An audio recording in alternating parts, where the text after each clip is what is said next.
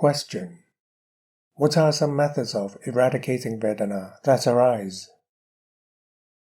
Answer. When it comes to eradicating Vedana, you must understand what Vedana is. Vedana is the various preoccupations that the citta, or mind, savours, whether they are preoccupations of happiness, suffering, or neither happiness nor suffering. These are called Vedana. Vedana is a direct symptom of the mind. As for the suffering that arises from the body or the mind, there are many aspects.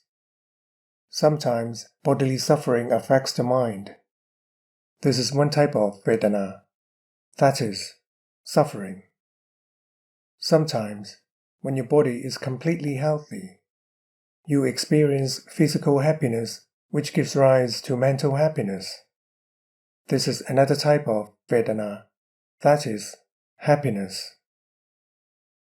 As for eradicating these two Vedana, you must realize how everything is subject to the Dilakkhana, or the three common characteristics.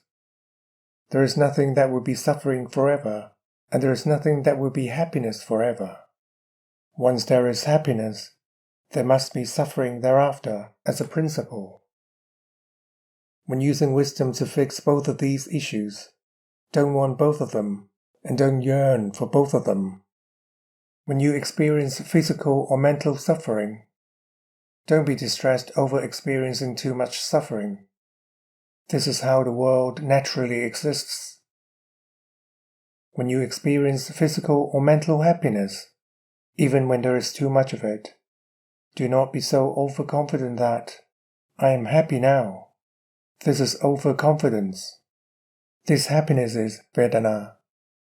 If you have money and own millions or billions worth in possessions, the happiness from those riches is Sukha Vedana, or happiness as well. If you own a large house with multiple air-conditioned rooms that stay cool throughout the entire day and night, that happiness is Sukha Vedana as well.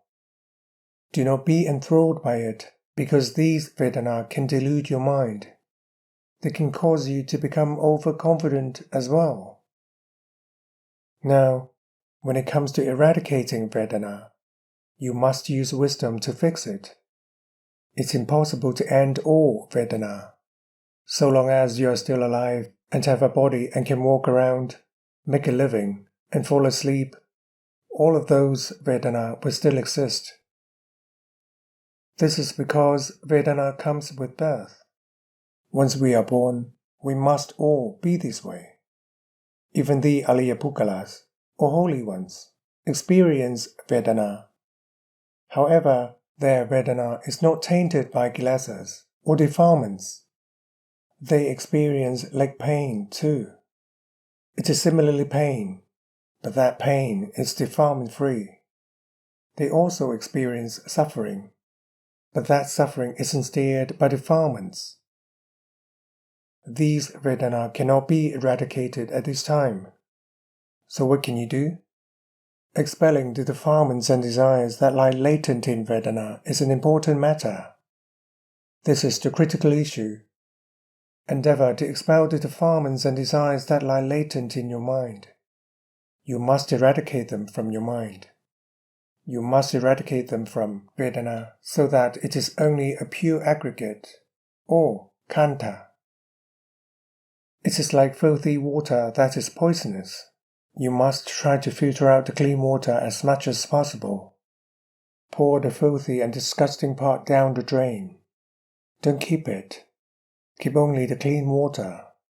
This is called processed water. This also applies to the aggregates, to Vedana. Let Vedana be purely Vedana. Don't let it be tainted by defilements. As for eradicating Vedana, you cannot eradicate it.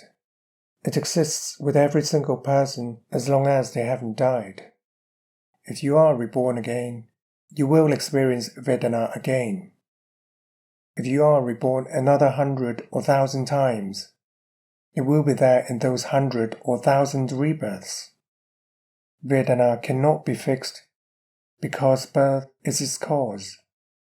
If you really don't want to experience it, don't be born. Problem solved.